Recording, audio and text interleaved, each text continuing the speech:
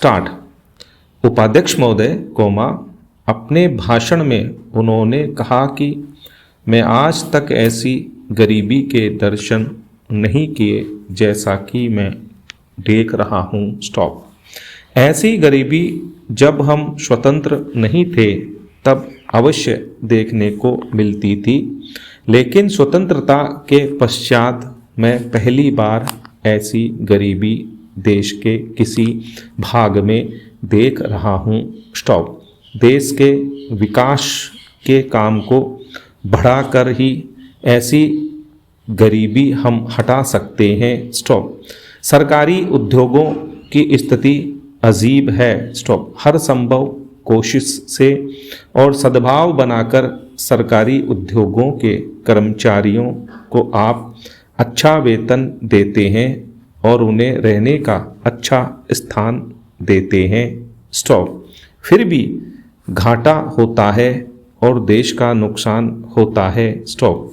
कारण क्या है? स्टॉप। कारण यह है कि आपकी औद्योगिक नीति गलत है और जो रुपया आपके पास है उसको भी आवश्यक काम के लिए खर्च नहीं कर रहे हैं। स्टॉप। एक तरफ बोकारो के लिए 600 करोड़ रुपया रख रहे हैं और दूसरी ओर राजस्थान नहर को पूरा करने के लिए आप कहते हैं कि हमारे पास पैसा नहीं है। स्टॉप। एक और महाराष्ट्र के अंदर आप नई चीनी मिलें खोल रहे हैं और दूसरी ओर उत्तर प्रदेश और बिहार के अंदर कारखाने बंद हो रहे हैं या जो उनकी क्षमता है उस पर पूरे तौर पर काम नहीं कर रहे हैं। स्टॉप। यह कोई औद्योगिक नीति नहीं है। स्टॉप। फेरा। इसलिए यह कहना ठीक नहीं है कि हमारी औद्योगिक नीति सफल हुई है। स्टॉप।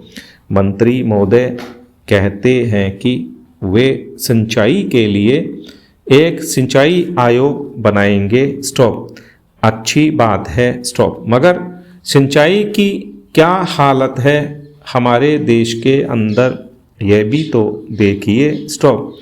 जिस समय हमारे देश में कोसी बांध का काम शुरू हुआ था उस समय पाकिस्तान ने एक बांध पूरा कर लिया था। स्टॉप। वहाँ उससे सिंचाई हो रही है और हमारे यहाँ इसका काम आधा भी नहीं हुआ है। स्टॉप।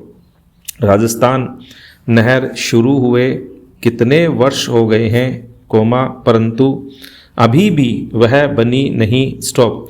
हमारे यहाँ कोई ठीक तौर तरीका नहीं है। स्टॉप। मंत्रियों और सांसदों के मकानों के लिए करोड़ों रुपए निकल सकते हैं मगर देश के उद्योग के लिए देश के किसान और मजदूर के लिए जो रुपया चाहिए वह नहीं मिल सकता।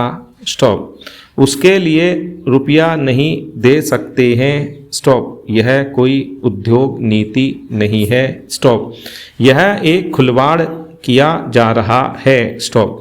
मैं कल सदन को बतला रहा था कि कुछ सड़कें विश्व बैंक की सहायता से बनने वाली थीं। स्टॉप।